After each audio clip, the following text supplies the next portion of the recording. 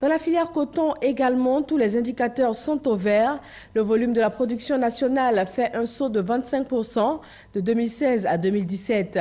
Et les producteurs sont les premiers bénéficiaires de cette embellie avec 20% d'accroissement de leurs revenus. EcoPlus, la rubrique économie du mardi, est signée ce soir Noël Niagno.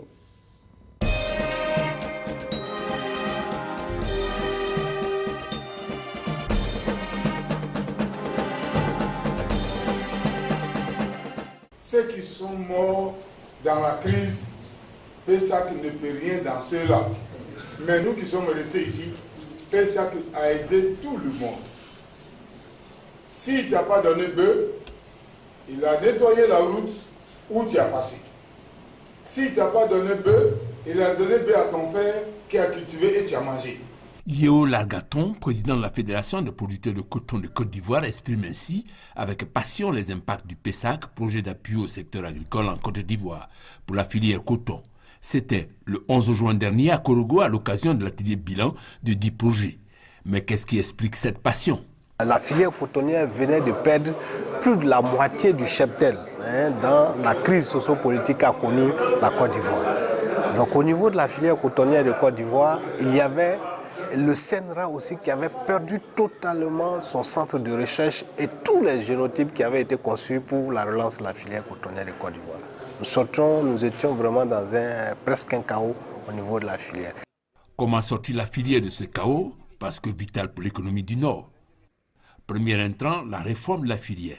Elle est survenue en 2012, suivie de l'atelier de Yamsoukro en 2013 pour cerner tous les aspects de la réforme et lever toutes les équivoques et retour au zoning pour assainir le secteur.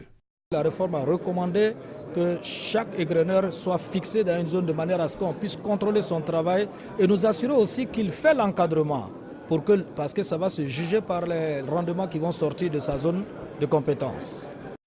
2014, arrivée du PESAC, projet d'appui au secteur agricole en Côte d'Ivoire, sur une terre en labour. Cette relance va s'articuler autour du soutien de la filière avec 3 sous-composantes.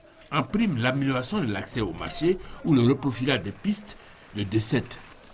Deuxième sous-composante, l'amélioration de la productivité grâce à la dotation des producteurs en matériel végétal performant et des équipements pour la mécanisation agricole.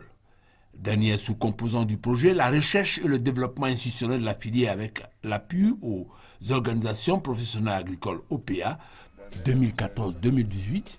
Voici 4 ans que le PESAC tisse la nouvelle toile du bassin cotonnier.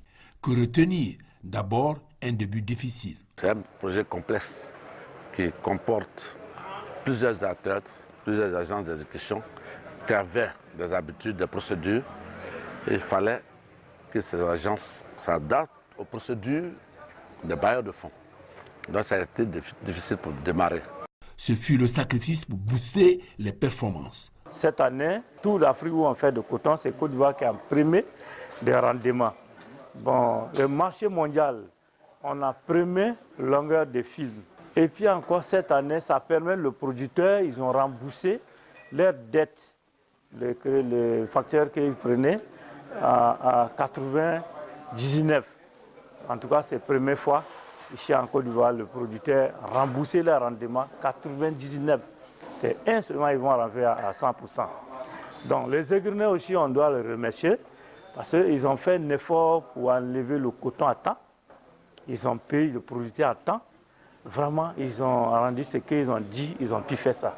Pour la première fois depuis donc, au moins une décennie, nous avons eu 1261 kg de coton graine à l'hectare contre 955 la campagne avant.